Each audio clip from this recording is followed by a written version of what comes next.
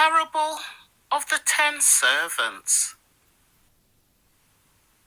The crowd was listening to everything Yeshua said, and because he was near Jerusalem, he told them a story to correct the impression that the kingdom of God would begin right away. He said, "A nobleman was called away to a distant empire to be crowned king and then return. Before he left, he called together 10 of his servants and divided among them 10 pounds of silver, saying, 'Invest this money for me while I'm gone.'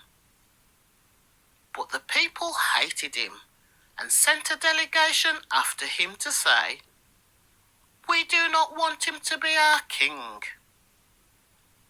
After he was crowned king, he returned and called in the servants to whom he had given the money.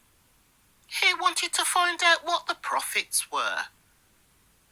The first servant reported, 'Master, I have invested your money and made 10 times the original amount.' 'Well done,' the king exclaimed. 'You are a good servant. You have been faithful with the little I entrusted to you, so you will be governor over 10 cities as your reward.' The next servant reported, 'Master, I have invested your money and made 5 times the original amount.' 'Well done,' the king said. 'You will be governor over 5 cities.' But the third servant brought back only the original amount of money and said, 'Master, I hid your money and kept it safe. I was afraid because you are a hard man to deal with, taking what isn't yours and harvesting crops you didn't plant.' 'You wicked servant,' the king roared. 'Your own words condemn you.